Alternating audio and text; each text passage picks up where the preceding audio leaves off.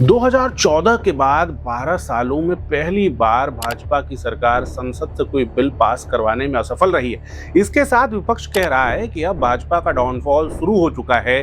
वहीं भाजपा का आरोप है कि इस बिल को पास ना होने देने के लिए देश की जनता विपक्ष को कभी माफ नहीं करेगी। नमस्कार, मैं सौरभ कुमार, आप आयोग देख रहे हैं। आज के वीडियो में विस्तार से बात करते हैं क्या हुआ पूरा मामला और भविष्य में इसका असर चुनाव पर किस तरह से पड़ सकता है।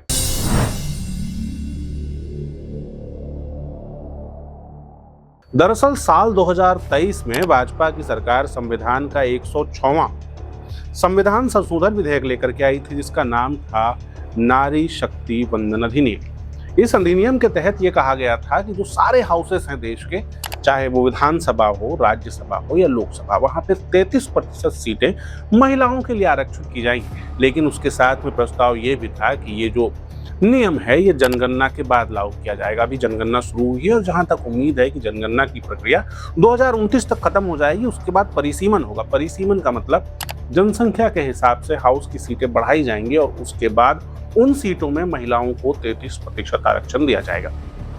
लेकिन हाल ही में 16, 17, 18 को सरकार ने संसद का विशेष सत्र बुलाया और इसमें एक नया संशोधन अधिनियम प्रस्तुत किया गया, जिसमें 3 चीजें प्रस्तुत की गई। पहला तो ये कि जो महिला आरक्षण विधेयक है उसको तत्काल लागू किया जाए, जल्दी से जल्दी लागू किया जाए और इसके लिए जनगणना का इंतजार ना करते हुए परिसीमन विधेयक 2026 लाया गया, जिसमें ये कहा गया कि 2011 की जनगणना के हिसाब से उसके अनुपात में सीटों को बढ़ाया जाएगा ताकि देरी ना हो। इसके साथ में केंद्र शासित प्रदेश कानून संशोधन अधिनियम 2026 में लाया गया ताकि इसे केंद्र शासित प्रदेशों और बाकी प्रदेशों में एक साथ लागू किया जा सके। लेकिन विपक्ष इसके विरोध में खड़ा था। संविधान संशोधन अधिनियम को पास होने के लिए 2/3 बहुमत की जरूरत होती है, यानी कि इस विधेयक को पास होने के लिए 352 वोटों की जरूरत थी। जहां सरकार के पक्ष को 298 वोट मिले, वहीं विपक्ष को 230 वोट, और ये विधेयक पास नहीं हुआ है। वर्तमान में समझिए जो लोकसभा की हालत है, 543 सीटें हैं, जिनमें से 540 सीटों पर अभी लोग हैं। इनमें से 13 से 14% सीटों पर महिलाएं। वहीं अगर राज्यसभा के 224 सीटों की बात करें तो यहाँ महिलाओं की संख्या 12 से 13% है। ऐसे में जो सभी पक्ष के सांसद हैं उनके मन में एक संशय ये भी था कि अगर बिना परिसीमन कराए ये आरक्षण लागू कर दिया जाता है, जिसका मांग सपा और कांग्रेस बार बार कर रही थी, ऐसे में जो 33% सीटें आरक्षित होंगी उनमें वर्तमान जहां पे पुरुष सांसद जीत रहे हैं वो सीटें भी आरक्षित हो जाएंगी। ऐसे में उनके पॉलिटिकल करियर का क्या होगा, इसीलिए भाजपा सरकार ये जरूरी समझ रही थी कि आरक्षण को लागू करने से पहले परिसीमन किया जाए, सीटें बढ़ाई जाए। लेकिन परिसीमन का विरोध बहुत जोरदार तरीके से हो रहा था। जहां कांग्रेस ये कहते हुए विरोध कर रही थी कि अगर सरकार ने परिसीमन कराया तो सीटों का दायरा अपने हिसाब से तय करेगी, अपने हिसाब से सीटें बनाएंगी। वहीं जो साउथ के स्टेट्स हैं, दक्षिण के राज्य हैं, उनका ये कहना था कि अगर परिसीमन हुआ तो उनके अधिकार कम हो जाएंगे और जो हिंदी भाषी स्टेट्स हैं उनका अधिकार लोकसभा और राज्यसभा में और ज्यादा बढ़ जाएगा, वो और ज्यादा मजबूत हो जाएंगे। लेकिन एक सवाल ये भी है कि आखिर क्यों सरकारें महिलाओं को इतना फोकस करके लगातार कानून ला रही हैं, योजनाएं ला रही हैं। 2023 में हमने देखा कि मध्य प्रदेश हो, छत्तीसगढ़ हो, राजस्थान हो, या उसके बाद तेलंगाना में हुए चुनाव हो, दिल्ली में हुए चुनाव हो, तमिलनाडु में भी हो रहे चुनाव हो या बंगाल के चुनाव हो, सारी पार्टियों का फोकस महिला वोटर्स पर है।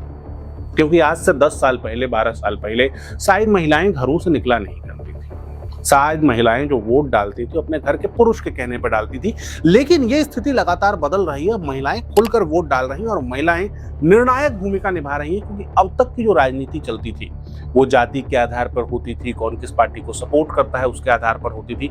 ये सारे जो ऑप्टिक्स हैं आमतौर पर पुरुषों के साथ चलते थे। ऐसे में 50% जो महिलाएं हैं, जो आधी आबादी है, वो नए वोट बैंक की तरफ उभरी है और हर पार्टी इसको साधना चाहती है। और इसमें सबसे ज्यादा आगे अब तक भाजपा नजर आ रही है, क्योंकि जो केंद्र सरकार की योजनाएं हैं, चाहे उज्ज्वला योजना हो, चाहे गृह आवास योजना हो, चाहे लखपति दीदी योजना हो, इस तरह की योजनाओं से लगातार वो महिलाओं को अपने खेमे में कर रहे हैं। और ये दिख रहा है कि महिलाओं के वोट भाजपा के पक्ष में ज्यादा पड़ रहे हैं। इसीलिए संसद में भी कांग्रेस ये बोलते हुए नहीं दिखी कि महिला आरक्षण विधेयक का विरोध कर रही है। विपक्ष के जितने नेता खड़े हुए उन सबका ये कहना था कि हम महिला आरक्षण विधेयक का सपोर्ट करते हैं, लेकिन परिसीमन विधेयक इसके साथ में जबरदस्ती जोड़कर लाया जा रहा है और महिला आरक्षण के बहाने परिसीमन को पास करवाने की कोशिश की जा रही है।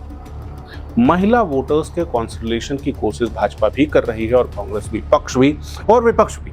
लेकिन इस बिल के गिरने के बाद अलग अलग राज्यों में, दिल्ली में, उत्तर प्रदेश में, देश की संसद में और भी अलग अलग जगहों पे भाजपा से जुड़े हुए महिला संगठन लगातार विरोध प्रदर्शन कर रहे हैं। वो ये आरोप लगा रहे हैं कि विपक्ष ने महिलाओं का अधिकार उनसे छीन लिया है। वहीं विपक्ष का आरोप ये है कि महिला आरक्षण की आड़ में परिसीमन बिल पास करवाया जा रहा था। इसका राजनीतिक असर क्या होगा ये तो खैर आने वाले दिनों में पता चलेगा, क्योंकि जल्द ही बड़े राज्यों में चुनाव होने वाले हैं और 4 तारीख को चुनाव के परिणाम भी आने वाले हैं। अगर ये बिल पास होता तो भाजपा इन राज्यों में जाकर ये भी कहती कि हमने महिला आरक्षण विधेयक बिल पास करा, और जब ये बिल पास नहीं हुआ तो अब भाजपा ये जरूर कहेगी कि विपक्ष ने महिलाओं से उनके अधिकार छीन लिए हैं। देखते हैं महिला वोटर्स क्या तय करते हैं। तब तक आप हमसे जुड़े रहिए, हम अपडेट्स लेकर आपके लिए लगातार आते रहेंगे। आप आयु से जुड़ने के लिए आप हमारे फेसबुक, इंस्टाग्राम और ट्विटर पर भी हमसे जुड़ सकते हैं। आपका बहुत बहुत धन्यवाद। लगातार जुड़े रहने के लिए आयुक्त को सब्सक्राइब जरूर करें।